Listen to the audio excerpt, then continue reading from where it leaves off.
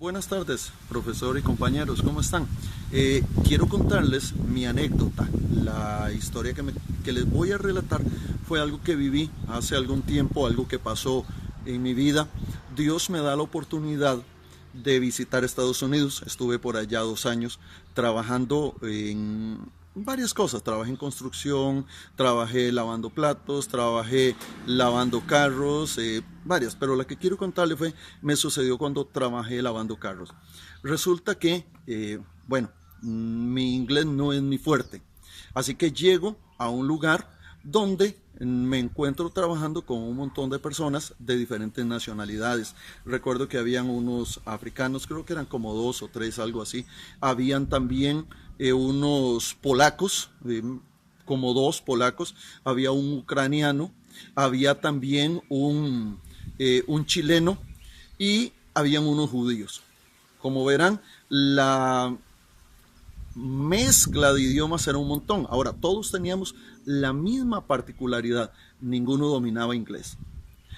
Y ahí el trabajo que había que hacer era un trabajo serio, un trabajo fuerte, porque era estar lavando carros y tal vez había una fila de 10, 15, 20 carros que había que sacarlo lo más rápido posible. Y no sabíamos cómo expresarnos, porque el inglés no era lo más fuerte. Yo sabía decir good morning, sabía decir thank you, sabía decir una serie de cosas, pero nada más palabras. Y lo mismo sucedía con ellos. Entonces teníamos que comunicarnos con gestos, tenía que comunicarnos con un lenguaje a veces de señas, pero como ustedes se comprenderán, si vamos despacio y usted puede estar haciendo señas y hacer señas que tengo hambre, que quiero, que me duele la cabeza, pero a la carrera no había tiempo. Uno tenía que limpiar llantas, otro tenía que limpiar parabrisas internos, otro limpiaba los vidrios externos, otro secaba, otro era el que conducía, y ahí cada uno estábamos haciendo un trabajo diferente. Resulta que un cliente se molesta porque no sacábamos el trabajo rápido y nadie tenía la capacidad de explicarle lo que estaba pasando. Los judíos lo que hablaban era hebreo, no hablaban mucho inglés. Los africanos lo que hablaban era francés, no hablaban mucho inglés. Los polacos, pues, lo que hablaban era en polaco y no tenían esa capacidad para compartir. Así que, como ustedes verán, estábamos en una situación muy, muy difícil. Por lo tanto, teníamos que buscarle una solución. Así que tuvimos que aprender a identificarnos por sonidos, por gestos, por sonidos bucales.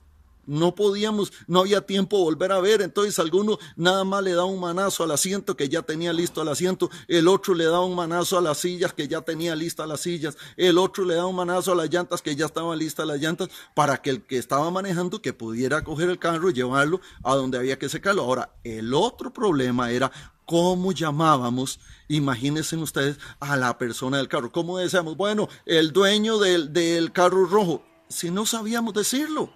¿Cómo hacíamos para comunicar? Entonces había que llamar a las personas y pararse y empezar a señalar y decir aquel o el otro, o mire, aquel carro, el que está más allá.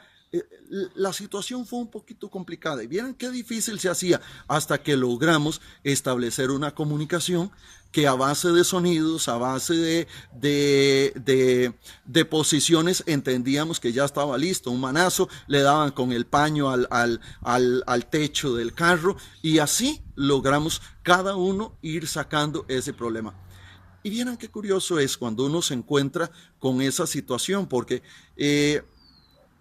uno piensa que comunicarse es muy sencillo, pero es muy sencillo aquí, cuando hablamos en nuestro idioma, cuando sabemos lo que estamos diciendo. Pero cuando nadie nos entiende, nos sentimos frustrados, nos sentimos limitados, nos sentimos, ¿por qué no? Hasta decimos, ¿qué hago aquí? Dios me dio esa oportunidad de estar allá y vieron que al final fue una experiencia bien bonita, porque cada uno de nosotros después tiene algo que contar. Lavábamos, limpiábamos, con el tiempo hasta chistes hacíamos sin entender lo que estábamos diciendo. Imagínense.